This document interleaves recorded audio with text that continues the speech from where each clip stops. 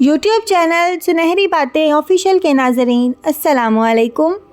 ناظرین، آج ہم آدم علیہ السلام کا واقعہ سنیں گے کہ حضرت آدم علیہ السلام اللہ کے پہلے نبی اور پیغمبر تھے جنہیں اللہ نے خود اپنے ہاتھوں سے بنایا، اور ہم سارے انسان انہی کی نسل ہیں۔ تو چلیے شروع کرتے ہیں with the real life story آدم علیہ السلام۔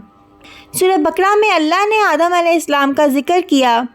جب اللہ نے انسان کی مخلوق کو پیدا کرنے کا ارادہ کیا تو اللہ نے فرشتوں سے فرمایا، میں زمین میں اپنا ایک خلیفہ بنانے والا ہوں۔ فرشتوں کو لگا کہ شاید ان کی عبادت میں کوئی کمی رہ گئی ہے، اس لیے اللہ نے نئی مخلوق بنانے کا ارادہ کیا ہے۔ فرشتوں نے جنوں جیسی دوسری مخلوق بھی دیکھی تھی جو زیادہ عقل نہیں رکھتی تھی اور خون ریزی کرتے تھے۔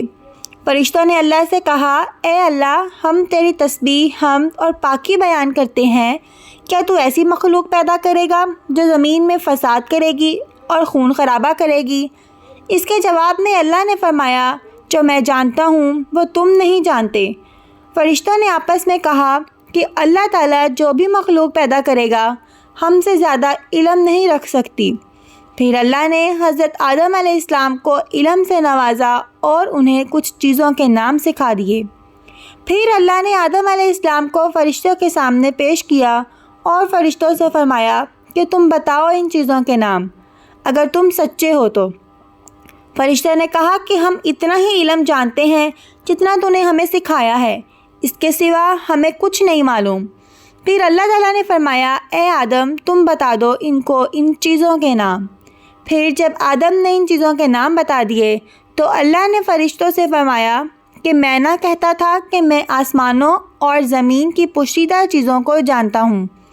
پھر اللہ نے فرشتوں سے فرمایا کہ تم آدم کو سجدہ کرو، تو وہ سب سجدے میں گر پڑے مگر شیطان نے سجدہ نہیں کیا۔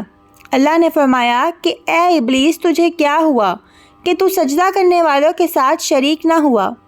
شیطان نے تکبر میں کہا کہ میں ایسا نہیں ہوں کہ انسان کو سجدہ کروں، کھنکھناتے ہوئے سڑے ہوئے گارے کی مٹی سے بنایا ہے، میں اس سے بہتر ہوں، تو نے مجھے آگ سے پیدا کیا اور اسے مٹی سے پیدا کیا ہے۔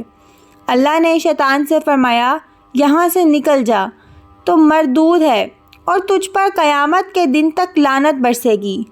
شیطان نے کہا، مجھے قیامت تک مہلت دیں۔ اللہ نے فرمایا، تجھ کو مہلت ہے۔ شیطان نے اللہ سے کہا کہ تو نے مجھے گمراہ کیا ہے، میں قسم کھاتا ہوں کہ میں انسان کی سیدھی راہ پر بیٹھوں گا، پھر میں ان پر حملہ کروں گا، ان کے آگے سے بھی، پیچھے سے بھی، دائیں سے بھی اور بائیں سے بھی، اور ان میں سے اکثر کو تو شکر گزار نہیں پائے گا۔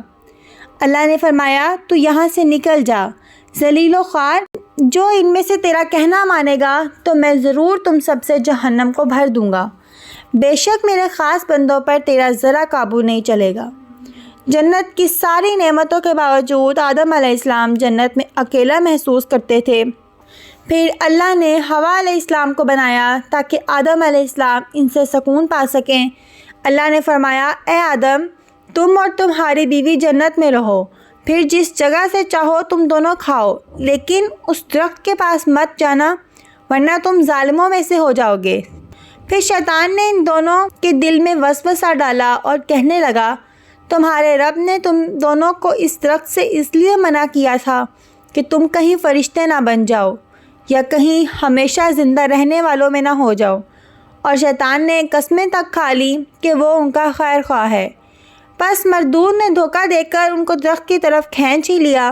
جب حضرت آدم اور حوا علیہ السلام نے درخت کے پھل کو کھا لیا تو ان کے ستر کی چیزیں کھل گئیں اور وہ درختوں کے پتوں کو توڑ توڑ کر اپنے اوپر چپکانے لگے اور ستر چھپانے لگے۔ پھر اللہ نے ان کو پکارا اور فرمایا، کیا میں تم دونوں کو اس درخت سے منع نہ کر چکا تھا اور یہ نہ کہہ چکا تھا کہ شیطان تمہارا کھلا دشمن ہے؟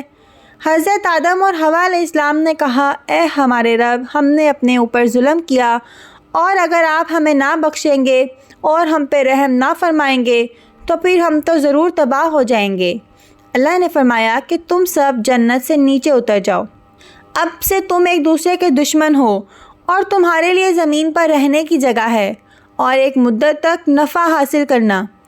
اب تم کو وہی زندگی گزارنی ہے اور وہیں مرنا ہے اور وہیں پھر سے پیدا ہونا ہے۔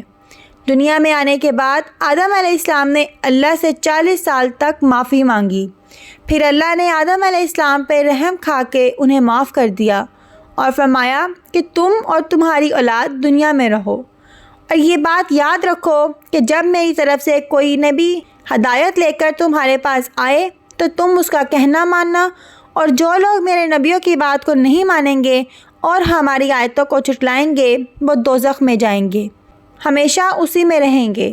پھر حضرت آدم اور حوا علیہ السلام دنیا میں رہنے لگے، انہی سے انسانوں کی نسل شروع ہوئی۔ آدم علیہ السلام تقریباً 900 سال زندہ رہ کر وفات پا گئے۔ قرآن کے اس واقعے سے ہمیں یہ ہدایت ملتی ہے کہ جب شیطان نے غلطی کی تو اس نے معافی مانگنے کی بجائے تکبر کیا اور اللہ کو ہی اپنی گمراہی کا الزام دیا۔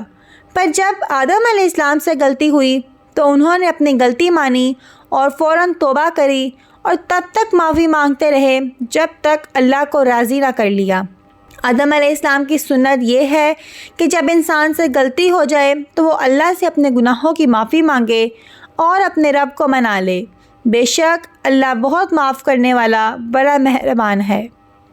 تو یہ تھا آدم علیہ السلام کا بہترین واقعہ۔ امید کرتے ہیں آپ کو ویڈیو اچھی لگی ہوگی۔ ویڈیو اچھی لگے تو اس کو ضرور لائک کیجیے گا، اور جاتے جاتے سنہری باتیں آفیشیل کو سبسکرائب کرنا مت بھولیے گا۔